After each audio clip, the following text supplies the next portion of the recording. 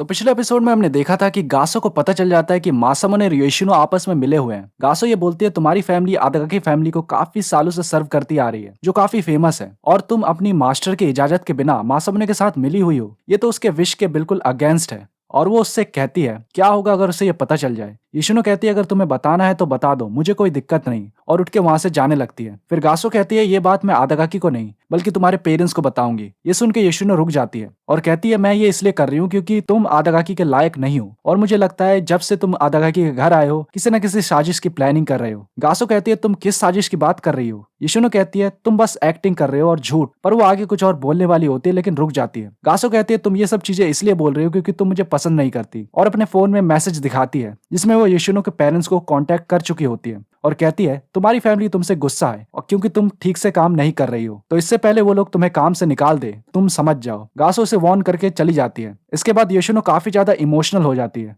वहीं मासामुने और आदागाकी सोच रहे होते हैं कि मिरियल को क्या रोमांटिक दिखाया जाए, जो उनकी तरफ देख रही होती है। मासामुने अपने आप को शांत करता है और सोचता है ये तो मेरे प्लान से रिलेटेड है, तो सबसे पहले मुझे ही कुछ कदम उठाना चाहिए। वो आदागाकी का हाथ पकड़ता है और कहता है चलो वॉक पर चलते हैं। आदागाकी शर्माते हुए कहती है ठीक है। म्यूरियल उनके पीछे पीछे चलने लगती है और सब कुछ नोट डाउन कर रही होती है। वो दोनों साथ साथ चलते हैं। आदागाकी कहती है मैंने कभी सोचा नहीं था मैं तुम्हारे साथ ऐसे चलूंगी। मासामुने कहता है मैंने भी नहीं सोचा था। वो दोनों एक दूसरे की तरफ देखते हैं, पर पीछे से म्यूरियल कुछ ना कुछ कमेंट्री करती रहती है। आदागाकी कहती है क्या प्लीज तुम पीछे से डबिंग करना बंद करोगी, और उसे समझाने लगती है। फिर कहती है तुम थोड़ी और दूर खड़ी रहो। म्यूरियल बोलती है ठीक है। फिर आदागाकी मासामुने का हाथ पकड़कर उसे आगे ले जाती है। तभी उसके पेट से आवाज आती है। आदागाकी जमीन पर बैठ जाती है। मासामुने कहता है चलो अब हम कुछ खा लेते हैं, और फिर वो उसके लिए खाना लेके आता है। आदागाकी कहती है तुमने इतनी देर कहाँ लगा दी। वो सॉरी बोलता है और उसे पैकेट देके बोलता है ये लो तुम्हारा सैंडविच। वो फट से उसके हाथ से सैंडविच ले लेती है। मासामुने कहता है म्यूरियल हमें ही देख रही है। आदागाकी कहती है हाँ हमें कुछ रोम कॉम जैसा करना चाहिए, पर क्या। मासामुने कहता है क्यों ना हम एक दूसरे को खिलाएं। आदागाकी काफी शर्मा जाती है, पर मासामुने कहता है मेरा इसके पीछे कोई और इरादा नहीं, और फिर वो मासामुने को सैंडविच खिलाने के लिए हाथ आगे करती है। फिर वो खाने के लिए मुंह बढ़ाता है लेकिन फिर नहीं खा पाता और सैंडविच उड़ा देता है, जो सीधा म्यूरियल के हाथ में जाता है। वो दोनों ये नहीं कर पाते क्योंकि वो काफी ज्यादा नर्वस होते हैं।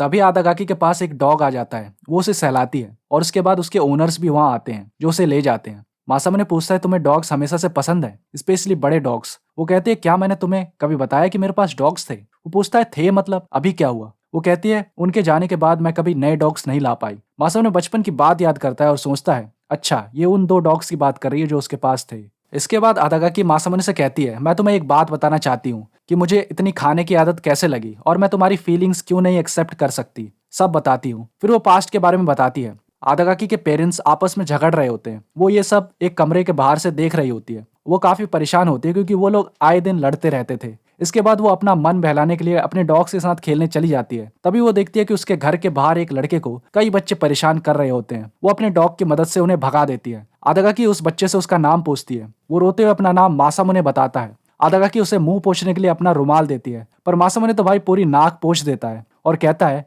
मैं तुम्हें ये धोके वापस कर दूंगा। आदागाकी कहते हैं रहने दो, अब मुझे इसकी जरूरत नहीं। तो इस तरह मासामुने और आदागाकी पहली बार मिलते हैं। नेक्स्ट सीन में हम देखते हैं मासामुने आदागाकी के लिए गिफ्ट में चॉकलेट लाता है। वो कहती है ये सब गिफ्ट से मैं थक चुकी हूँ, और बताती है मेरे पेरेंट्स मुझे खुश करने के लिए हमेशा गिफ्ट लाते हैं और आपस में झगड़ते रहते हैं। मासामुने दोबारा रोने लगता है और कहता है मुझे तुम्हारे लिए बुरा लग रहा है। आदागाकी कहती है तुम बहुत अच्छे हो, और प्यार से उसका गाल खींचती है, लेकिन तुम इमोशनली बहुत कमजोर हो, तुम्हें स्ट्रांग बनना चाहिए, और कहती है तुम्हें मैं ट्रेन करूंगी जिससे वो बच्चे तुम्हें दोबारा परेशान नहीं करेंगे। इसके बाद वो एक डॉग उसके पीछे लगा देती है। आदागाकी बहुत हंसती है और सोचती है मुझे याद नहीं इससे पहले मैं कब ऐसे हंसी थी। इसके बाद वो दोनों साथ में एक फोटो भी लेते हैं। ये वही फोटो होती है जो मासामुने और आदागाकी के घर में होती है। फिर हम देखते हैं वो बच्चे जो मासामुने को परेशान करते थे, मासामुने उनको पार्क में बुलाता है। वो लोग उसे ढूंढ रहे होते हैं, पर मासामुने पेड़ के ऊपर चढ़ा होता है। इसके बाद वो एक रस्सी खींचता है जिससे वो सारे बच्चे उसके ट्रैप में फंस जाते हैं। आदागाकी वहां फायर एक्सटिंग्विशर लाती है और मासामुने को देती है। वो कहता है मैं तुम लोगों से नहीं डरता, और उनके ऊपर वो चला देता है। इसके बाद आदागाकी और मासामुने घर की तरफ जा रहे होते हैं। आदागाकी कहती है वो लोग अब तुम्हें दोबारा परेशान नहीं करेंगे, और मासामुने उसे थैंक्स बोलता है। वो कहती है मैं चाहती हूँ कम से कम तुम तो खुश रहो, और बताती है कि उसके पेरेंट्स अब अलग हो रहे हैं, और रोने लगती है। मासामुने ये देख के उसे गले लगा लेता है और कहता है अब मेरी बारी है तुम्हारी मदद करने की, और बोलता है मैं तुम्हारा साथ कभी नहीं छोड़ूंगा। फिर हम प्रेजेंट का सीन देखते हैं। मासामने पूछता है फिर क्या हुआ। वो कहती है फिर वो दोबारा कभी नहीं दिखा और मैं उसे लाइक करने लगी थी और उसके जाने के बाद मैं बहुत रोई और उस दिन से मैं इतना ज्यादा खाने लगी और ये प्रॉब्लम आज तक है। और कहती है मासामने के उसके जाने का कोई भी दुख नहीं है। वो पूछता है तुम्हें ये कैसे पता। वो कहती है मुझे उसने खुद बताया क्योंकि गासो ही मासामने है। मासामने ये सारी बातें सुन के काफी ज्यादा शॉक होता है और सोच रहा होता है कि आदागाकी को लगता है गासो मैं हूँ, लेकिन जो भी आदागाकी ने बताया मेरे मेमोरीज के हिसाब से वो काफी अलग है। वो कहती है मैं दोबारा इतनी दुखी नहीं हो सकती, तो इसलिए मैं तुम्हारी फीलिंग्स को एक्सेप्ट नहीं कर सकती। मासामने मन में सोच रहा होता है कि तुमने ही मुझे भगाया था पिग्स फूड बोलकर। हम एक फ्लैशबैक देखते हैं जहां मासामने काफी सारे फ्लावर्स इकट्ठा करता है आदागाकी को देने के लिए। तभी पीछे से वो बच्चे आते हैं जो मासामने को परेशान करते थे अपना बदला लेने के लिए। मासामने आदागाकी के घर भागता है और जोर से आदागाकी को बुलाता है। इसके बाद हम खिड़की से आदागाकी को देखते हैं। वो मासामने को कहती है मैं तुमसे प्यार नहीं करती और उसे पिग्स फूड बोल देती है। मासामने यही सारी बातें याद करता है और इसीलिए उसने ये प्लान बनाया था कि पहले आदागाकी को अपने प्यार में गिराएगा और उसे रिजेक्ट कर देगा जैसे उसने उसके साथ करा था। फिर हम प्रेजेंट का सीन देखते हैं। मासामने काफी गुस्से में होता है और उससे कहता है तुमने पिग्स फूड बोलकर मुझे भगाया था। वो कहती है तुम क्या बात कर रहे हो। मासामने बोलता है तुम एक्टिंग करना बंद करो और कहता है तुम्हारे साथ ऐसा ही होना चाहिए था। ये सब देखकर म्यूरियल वहां आती है और दोनों को शांत करने की कोशिश करती है। आदागाकी कहती है मुझे लगा था तुम मेरी बात समझोगे। फिर वो गुस्से से वहां से चली जाती है। म्यूरियल मासामने से कहती है आदागाकी जा रही है, तुम उसे मनाने के लिए नहीं जाओगे। वो कहता है मैं अभी कुछ सही से नहीं सोच पा रहा हूँ, सॉरी।